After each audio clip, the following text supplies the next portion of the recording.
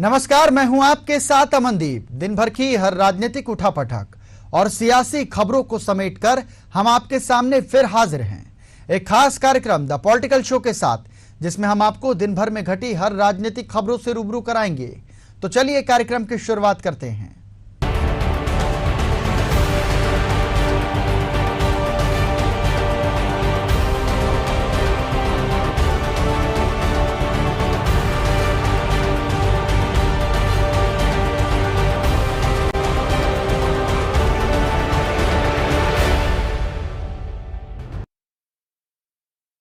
हरियाणा में प्रत्याशियों की सूची के बाद से बीजेपी की मुश्किलें बढ़ती जा रही हैं।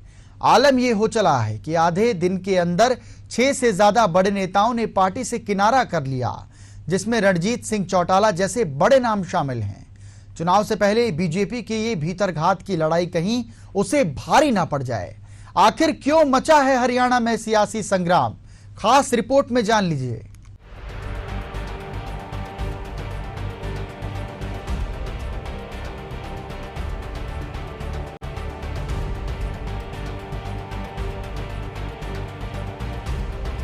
हरियाणा में बुधवार को बीजेपी ने प्रत्याशियों की सूची जब से जारी की है, तब से इस्तीफे की झड़ी लगी हुई है। अब तक 6 नेताओं का इस्तीफा आ चुका है, तो वहीं एक मंत्री ने भी पद से इस्तीफा दे दिया है। मंत्री रणजीत सिंह चौटाला ने कैबिनेट से इस्तीफा दे दिया। वो रानिया से टिकट न दिए जाने से नाराज हैं। उन्होंने कहा कि वह हर हाल में चुनाव लड़ेंगे और अपना शक्ति प्रदर्शन करेंगे। बीजेपी ने हरियाणा विधानसभा चुनाव के लिए एक दिन पहले ही 67 उम्मीदवारों के नाम का ऐलान किया था। बीजेपी उम्मीदवारों की लिस्ट आने के बाद पार्टी में नाराज नेताओं की लिस्ट लंबी होती जा रही है। 2 विधायकों सहित कई नेता अब तक पार्टी की प्राथमिक सदस्यता से इस्तीफा दे चुके हैं, तो कई चेहरे सोशल मीडिया पर नाराजगी के संकेत दे रहे हैं। अपनों की नाराजगी को लेकर बीजेपी अभी वेट एंड वॉच की पॉलिसी पर चल रही है। बीजेपी उम्मीदवारों की पहली लिस्ट में 9 विधायक बेटिकट हो गए हैं। कुछ सीटों पर टिकट के दावेदार रहे नेता भी टिकट नहीं मिलने से नाराज हैं। 2019 में रनिया विधानसभा सीट से निर्दलीय चुनाव जीते सैनी सरकार में मंत्री रणजीत चौटाला ने पहले ही यह ऐलान कर दिया था कि बीजेपी से टिकट मिले या न मिले, रनिया से ही चुनाव लड़ेंगे। बीजेपी से इस्तीफा देने के बाद रणजीत चौटाला की प्रतिक्रिया भी सामने आई है। चौटाला ने कहा कि मैं राजनीतिक घराने से आता हूं, विधानसभा चुनाव जरूर लड़ूंगा। चौटाला ने कहा कि वह कार्यकर्ताओं के साथ बैठक करके आगे की रणनीति तय करेंगे। बीजेपी ने रानिया से शीशपाल कंबोज को टिकट दी है। रानिया सीट सिरसा जिले में आती है। मैं फैसला लड़ लिया जी, इंडिपेंडेंट लड़ूंगा। जनता का फैसला था, इनका फैसला मान लिया। मेरे ही हल्के के सब मालिक ये है। ये वर्कर्स का फैसला है, आपका फैसला? वर्कर का फैसला। तो आप भाजपा के नेताओं से आपकी बातचीत चल रही थी सुबह से? नहीं, ऑफर्स नहीं दी गई? नहीं, मैं रहा हूँ उनके साथ, पर उसके बाद टिकट के होने के बाद फिर फैसला मेरा हो गया कि ये लड़ूंगा। मंत्री पद भी है आपके पास? हाँ है, इस्तीफा दे दिया। अब दोगे? आज सुबह इस्तीफा दे दिया। इस्तीफा दे दिया, तो कब नॉमिनेशन कब फाइल करेंगे आप? नॉमिनेशन अभी 8 तारीख को तय करेंगे। कौन सी विधानसभा क्षेत्र से? रानिया विधानसभा से। उधर जिंदल ग्रुप की चेयरपर्सन और बीजेपी सांसद नवीन जिंदल की मां सावित्री जिंदल ने हिसार से विधानसभा चुनाव लड़ने का ऐलान किया है। उन्होंने हिसार में कहा कि जो समर्थक कहेंगे वही करूंगी, मेरा चुनाव लड़ना तय है, ये मेरा आखिरी चुनाव है, सेवा करना चाहती हूँ। सावित्री जिंदल बीजेपी का टिकट चाहती थी, मगर पार्टी ने हेल्थ मिनिस्टर और मौजूदा विधायक कमल गुप्ता को यहां से टिकट दिया है। कमल गुप्ता ने 2014 के चुनाव में जिंदल को हरा दिया था। 2019 में कांग्रेस ने रामनिवास रारा को टिकट दिया। इस बार भी कमल गुप्ता ने जीत दर्ज की थी। क्योंकि देखिए, मैं हिसार शुरू से जिंदल साहब ने हिसार में चुनाव लड़ा और जिंदल साहब हिसार की सेवा करना चाहते थे, लेकिन 2005 में अचानक, जो आप लोगों को मालूम है, जो हादसा हो गया, जिंदल साहब हमें छोड़ के चले गए। उसके बाद हिसार की जनता ने मुझे बीच में ले आए अपने, और मैंने 10 साल उनकी सेवा की। और उसके बाद 10 साल भी, 20 साल हो गए, समझिए 20 साल प्यार हो जाएंगे, तो मैं लगातार इनके बीच में हूँ, इनकी सेवा करती रहती हूँ। मुझे बहुत अच्छा लगता है, क्योंकि हिसार मेरा परिवार है, शुरू से हम लोग हिसार में ही रहे हैं। तो अभी भी मैं एक सेवा करने का मौका और चाहती हूँ, मुझे एक सेवा करने का मौका मिले जिससे कि मैं अपने लोगों की सेवा कर सकूं। और ये वैसे भी मेरा लास्ट चुनाव है, इस समय मैं अपने जो मेरे अधूरे काम है, जो बाकी रह गए कुछ भी, वो सारे मैं पूरा करके और अपने हिसार की जनता के सारे काम कर देना चाहती हूँ। सब करके मुझे भी मतलब मैं भी छुट्टी लूँ और मेरी जनता जो है, मेरे बच्चे जो है, हिसार परिवार मेरा खुश हो जाए कि हाँ भाई उन्होंने आके हमारी सेवा की, हमारे काम किए। हरियाणा में बीजेपी के टिकट के बाद मचे आपसी खींचतान पर कांग्रेस ने भी तंज कसा है। कांग्रेस सांसद कुमारी शैलजा ने कहा कि बीजेपी की जारी लिस्ट में हताशा दिखाई दे रही है। ये उस भूमि की तरह है जो बंजर हो गई है। उन्हें अच्छे उम्मीदवार नहीं मिले हैं। पिछले 10 वर्षों से सत्ता में हैं और लोग अब उन्हें छोड़ रहे हैं और वे बाहर से लोगों को आयात कर रहे हैं। उन्होंने पहले ही हार स्वीकार कर ली है। देखो उसमें तो आप देख रहे हैं कि भाजपा की फ्रस्ट्रेशन और भाजपा का जो एक वहाँ पर आप समझ लीजिए कि जैसे जमीन जब बिल्कुल बंजर हो जाती है उस तरह का सामने नजर आ रहा है। इनके पास कैंडिडेट भी ढंग के नहीं है।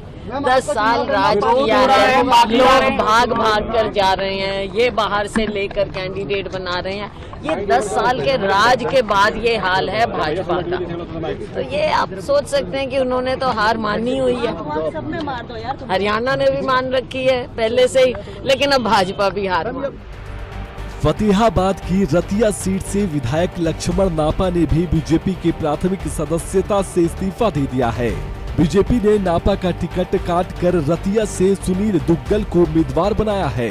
बीजेपी के एक अन्य वरिष्ठ नेता शमशेर गिल ने भी बीजेपी से नाता तोड़ने का ऐलान कर दिया है। शमशेर उकलाना सीट से टिकट के दावेदार थे। उन्होंने उकलाना सीट के लिए गलत टिकट आवंटन का आरोप लगाते हुए इसके विरोध में पार्टी छोड़ने का ऐलान किया और कहा कि बीजेपी अब अटल बिहारी वाजपेयी के सिद्धांतों वाली पार्टी नहीं रही। हरियाणा विधानसभा चुनाव से पहले बीजेपी ने अपने उम्मीदवारों की शुरुआती सूची में 9 मौजूदा विधायकों को जगह नहीं दी है। बीजेपी सूत्रों का कहना है कि अभी 1-2 दिन और इंतजार कर नाराज नेताओं का रुख देखा जाएगा। पार्टी को उम्मीद है कि बहुत सारे नेता तीसरी बार सत्ता में वापसी के बड़े उद्देश्य को देखते हुए मान जाएंगे। जो नेता नहीं मानेंगे या जिनकी नाराजगी 1-2 दिन बाद भी बरकरार रहेगी, उनको मनाने के लिए बीजेपी और संघ के स्थानीय नेताओं को लगाया जाएगा। बीजेपी सूत्र सभी नेताओं की नाराजगी दूर कर लिए जाने और पार्टी के एकजुट होकर चुनावी मैदान में उतरने के दावे कर रहे हैं। Bureau report, Asian news. Himachal Pradesh की राजधानी शिमला के संजौली इलाके में एक मस्जिद निर्माण को लेकर विवाद बढ़ता जा रहा है। संजौली में पिछले 5 दिनों से लोग प्रदर्शन कर रहे हैं। 5 सितंबर को कई संगठनों के साथ स्थानीय लोग भी सड़कों पर आ गए। इनकी मांग है कि मस्जिद के अवैध निर्माण को गिराया जाए। अवैध निर्माण को लेकर आखिर सियासी दलों के बीच क्यों हो रही है सियासी लड़ाई, रिपोर्ट में जानते हैं।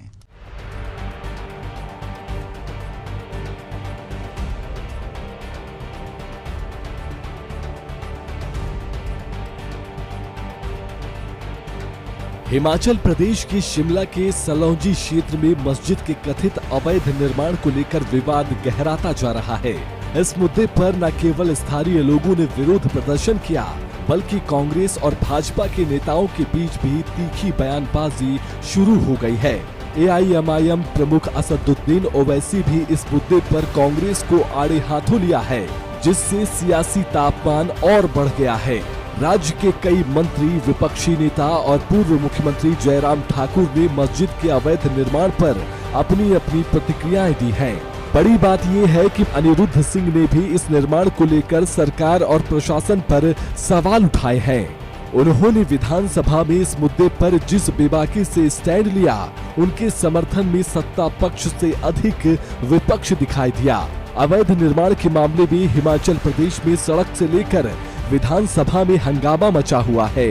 गुरुवार को हिंदू संगठन के लोग यहां पर दोपहर बाद एकत्र हुए और रोष मार्च निकाला।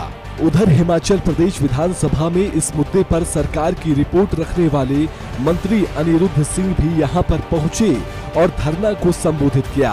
हिंदू संगठनों ने इस मामले में अब सरकार को 2 दिन का अल्टीमेटम दिया है। हिमाचल प्रदेश के ग्रामीण विकास और पंचायती राज मंत्री अनिरुद्ध सिंह ने विधानसभा में मस्जिद निर्माण के मुद्दे पर कड़ी टिप्पणी की।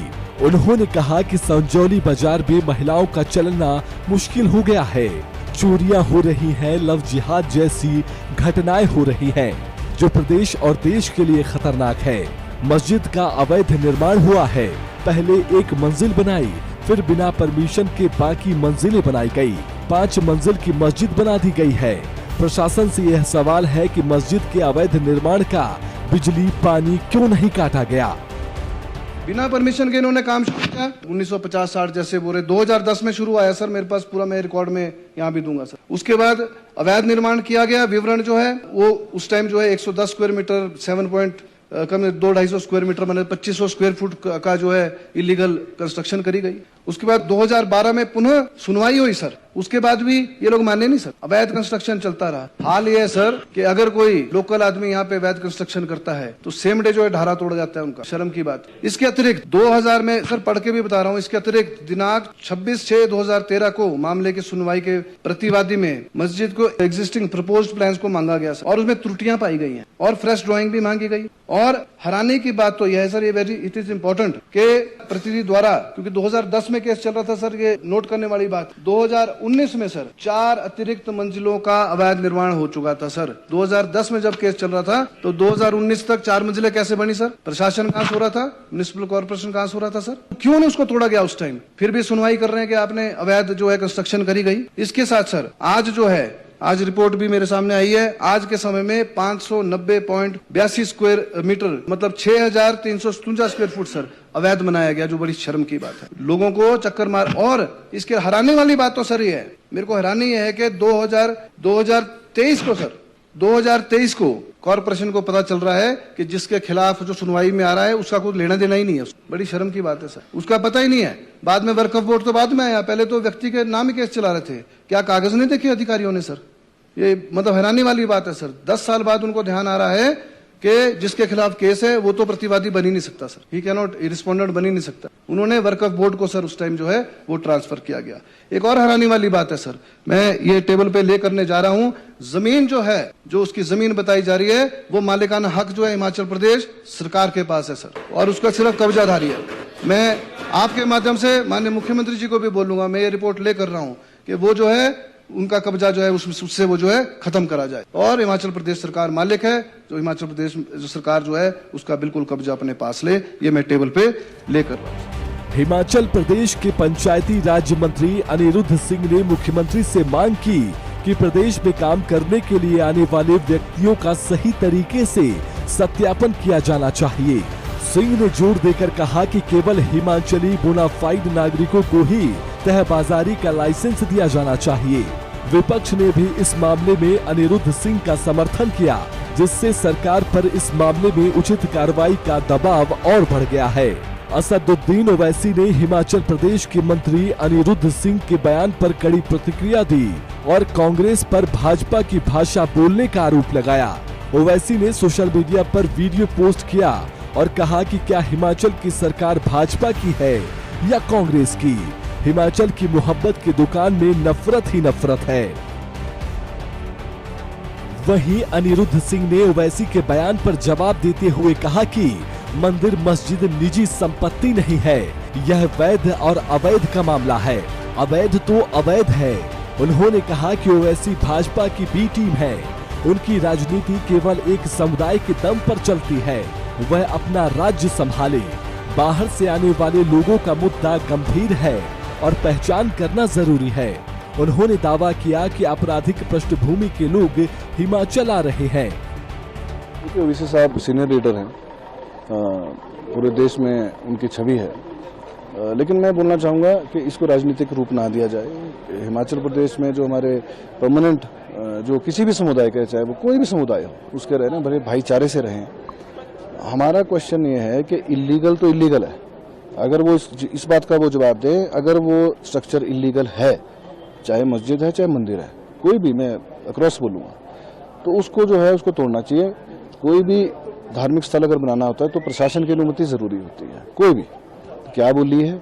2010 से लेकर एक चल रहा है, 2024 हो गया है, सारी सरकारें इसमें रही हैं, कांग्रेस भी रही है, बीजेपी भी रही है, मेयर्स जो है कम्युनिस्ट भी रहे हैं, कांग्रेस के भी रहे हैं, बीजेपी के भी रहे हैं। तो मैं ये समझता हूँ कि गलत को, अगर वो गलत स्ट्रक्चर है, वैसे भी कंक्रीट जंगल हिमाचल प्रदेश शिमला जो है बन चुका है, इसके ऊपर अंकुश लगाने की जरूरत है। मेरा मानना ये है अगर वो इलीगल है, जो कि म्यूनिसिपल कॉर्पोरेशन के जवाब में है, 44 पेशियां हो गई है पहले, और प्रोक्लेम्ड ऑफेंडर है, बार बार ऑफेंडर है वो, उनको नोटिस का भी कोई फर्क नहीं पड़ रहा है।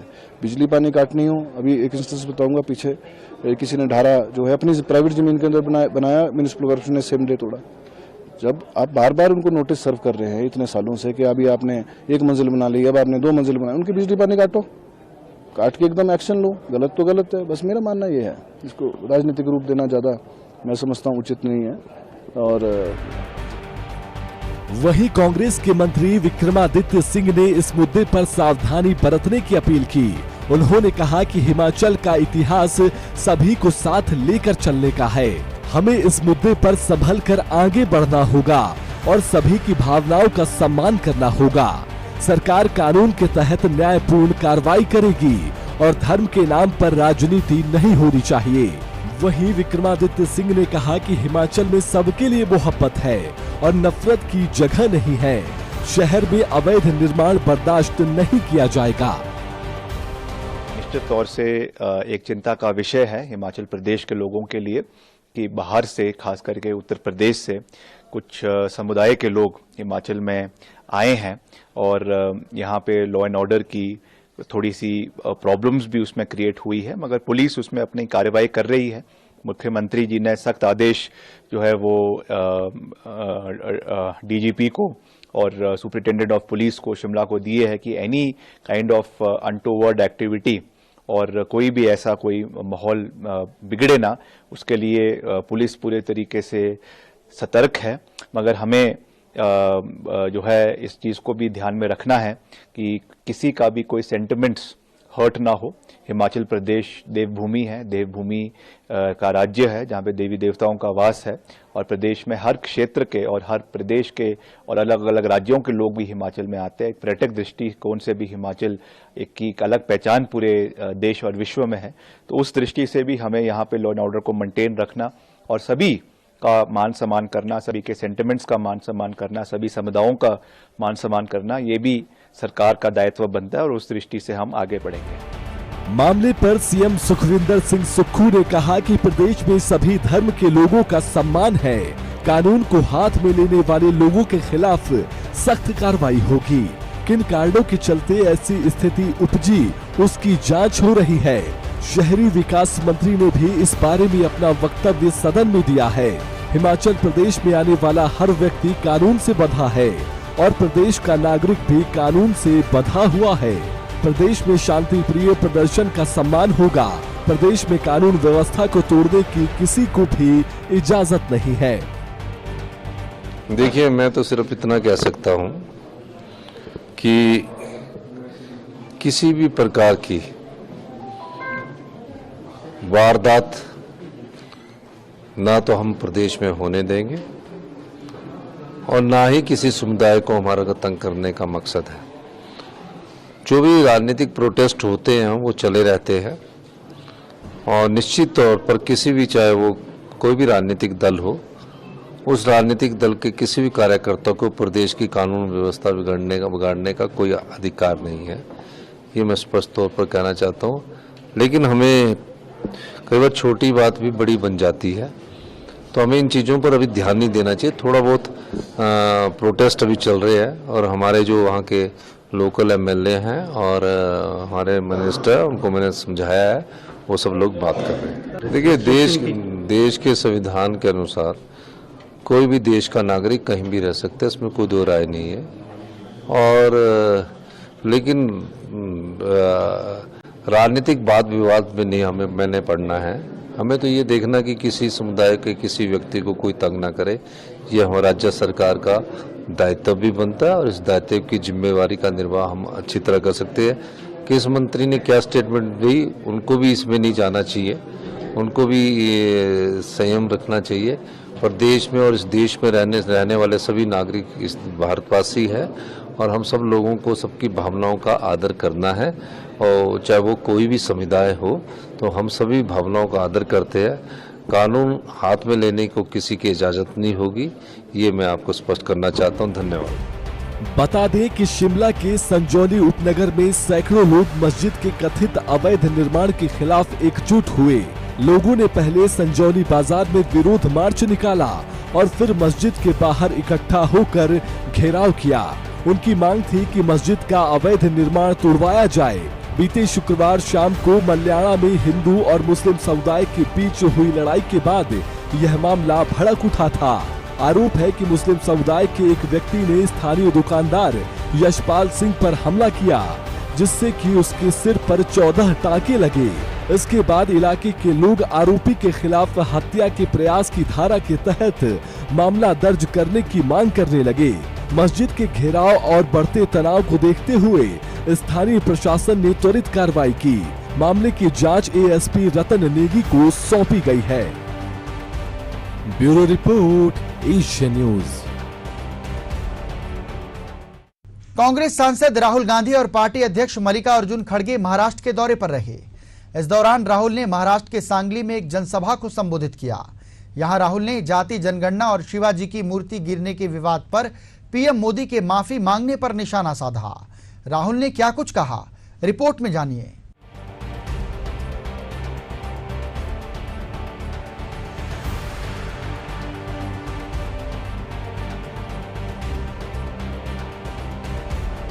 महाराष्ट्र में इसी साल विधानसभा के चुनाव होने हैं। इसको लेकर सभी पार्टियों ने कमर कस ली है। गुरुवार को कांग्रेस नेता राहुल गांधी ने सांगली में एक जनसभा को संबोधित किया। इस दौरान राहुल गांधी ने एक बार फिर जातिगत जनगणना का मुद्दा उठाया। शिवाजी की मूर्ति गिरने को लेकर बीजेपी पर निशाना साधा और पीएम मोदी की आलोचना की। सांगली में जनसभा को संबोधित करते हुए राहुल गांधी ने कहा कि कांग्रेस की विचारधारा महाराष्ट्र के डीएनए में है। आज लड़ाई विचारधारा की, पहले राजनीति चलती है। आज हिंदुस्तान में विचारधाराओं का युद्ध चल रहा है। एक ओर कांग्रेस पार्टी और दूसरी तरफ बीजेपी। हम सामाजिक विकास चाहते हैं, हम सबको जोड़कर साथ आगे बढ़ाना चाहते हैं, और वो लोग चाहते हैं कि कुछ लोगों को ही फायदा मिले। इसी बात की लड़ाई हमारे बीच में है और आपको ये पूरे देश में दिखेगा। बीजेपी देश के कोने कोने में नफरत फैला रही है। ये नई चीज नहीं है, ये सदियों से यही कर रही है। विचारधारा की ये लड़ाई काफी पुरानी है। देश के कोने कोने में ये लोग नफरत फैलाते हैं और ये नई चीज नहीं है, ये सदियों से कर रहे हैं। और ये विचारधारा की लड़ाई भी पुरानी है। आज ये लड़ाई कांग्रेस पार्टी और बीजेपी के बीच में है। इससे पहले यही लड़ाई फूले जी ने लड़ी, यही लड़ाई शिवाजी महाराज ने लड़ी। विचारधारा उनकी और हमारी मिलती है। उनकी विचारधारा में और कांग्रेस पार्टी की विचारधारा में कोई फर्क नहीं। चाहे वो अंबेडकर जी हों, शाहू जी महाराज हों, शिवाजी महाराज हों, फूले जी हों, अगर आप उनको पढ़ें, उनके आइडियाज को देखें, समझें, तो आपको पता लगेगा कि फूले जी के आइडियाज, अंबेडकर जी के आइडियाज, शिवाजी महाराज के आइडियाज हमारे कॉन्स्टिट्यूशन में आज है। इस दौरान राहुल गांधी ने जातिगत जनगणना का मुद्दा भी उठाया। उन्होंने कहा कि मैं पहले ही कह चुका हूं कि सत्ता में आने पर कांग्रेस इंडिया गठबंधन ही जातिगत जनगणना कराएगा, क्योंकि हम देश की सच्चाई समझना चाहते हैं कि इस देश के धन का फायदा किस वर्ग को हो रहा है। उन्होंने आगे कहा कि कुछ भी हो जाए, कांग्रेस और हमारा गठबंधन जातिगत जनगणना कराएगी, क्योंकि हम जानना चाहते हैं इस देश के धन का फायदा किसको हो रहा है और किसको नहीं हो रहा। हमने जाति जनगणना की बात की। हमने कहा कि देखिए, देश में पता लगाना है कि किसकी कितनी आबादी है और किसका कितना हक बनता है। मैंने कुछ गलत बोला? सही बोला ना कि ये पता लगाना है अलग अलग वर्ग के लोग हैं, ये कितने हैं, इनकी आबादी कितनी है और इनका हक क्या है और कौन सी संस्थाओं में इनके लोग हैं। एक प्रकार से हम स्नैपशॉट लेना चाहते हैं कि हिंदुस्तान में आज क्या हालात है। बीजेपी के लोग एकदम कहते हैं नहीं, हमने दबाव डाला, न्याय यात्रा की, और पहले ये सारे के सारे लोग कहते थे कि जाति जनगणना के हम खिलाफ हैं। आरएसएस के लोग कहते थे, बीजेपी के लोग कहते थे, इनके नेताओं के बयान हर रोज आते थे कि जाति जनगणना नहीं होना चाहिए। राहुल गांधी ने शिवाजी की प्रतिमा का मुद्दा भी उठाया। उन्होंने पीएम मोदी पर निशाना साधते हुए कहा कि माफी वही मांगता है जो गलत काम करता है। आप बताइए, पीएम मोदी ने माफी क्यों मांगी? इन लोगों बीजेपी ने आरएसएस के शख्स को कॉन्ट्रैक्ट दे दिया, मूर्ति बनाने में भी भ्रष्टाचार किया। ये महाराष्ट्र के लोगों के साथ धोखा है। राहुल गांधी ने कहा कि पीएम मोदी को सिर्फ शिवाजी महाराज से माफी नहीं मांगनी चाहिए, बल्कि महाराष्ट्र की जनता से भी माफी मांगनी चाहिए। इसके साथ ही राहुल गांधी ने कहा कि आज हमने कदम जी की मूर्ति का उद्घाटन किया। मैं सोच रहा था कि उन्होंने 60 साल तक आपके साथ मोहब्बत के साथ काम किया। राहुल गांधी ने कहा कि मैं आपको गारंटी देता हूं कि कदम जी की जो मूर्ति बनी है, आप यहां 60-70 साल बाद आइएगा, तब भी वो आपको यहां दिखाई देगी। यहां आकर मुझे बहुत खुशी हो रही है। कदम जी की याद में हम यहां आए हैं। उन्होंने अपनी पूरी जिंदगी कांग्रेस पार्टी को, महाराष्ट्र को, देश को दी, विकास का काम किया, शिक्षा का काम किया और कांग्रेस पार्टी के साथ पूरे दिल से पूरी जिंदगी भर वो खड़े रहे।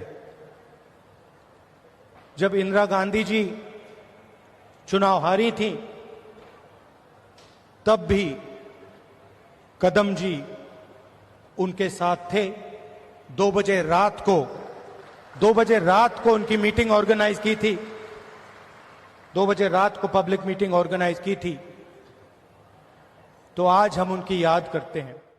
राहुल गांधी ने सांगली जिले में कांग्रेस की दिवंगत नेता पतंग राव कदम की आदमकद प्रतिमा का अनावरण किया। कदम ने महाराष्ट्र में कई विभागों में मंत्री का पद संभाला था। कई वर्षों तक पलूस काडेगांव विधानसभा सीट का प्रतिनिधित्व करने वाले कदम की प्रतिमा जिले के वांगी में स्थापित की गई। Bureau report, Asian news. Lok Sabha चुनाव में कांग्रेस के अच्छे प्रदर्शन के बाद से राहुल गांधी का कॉन्फिडेंस काफी बढ़ा हुआ दिखाई दे रहा है। पीएम मोदी और बीजेपी पर राहुल गांधी अब सीधे हमले कर रहे हैं। जम्मू कश्मीर के बाद महाराष्ट्र में भी राहुल गांधी ने चुनावी एजेंडा सेट करने की कोशिश की। अब देखना होगा कि बीजेपी राहुल के बयानों को किस तरीके से लेती है। ऐसे ही राजनीतिक खबरों के लिए देखते रहिए एशियन न्यूज और मुझे दीजिए आज्ञा। नमस्कार।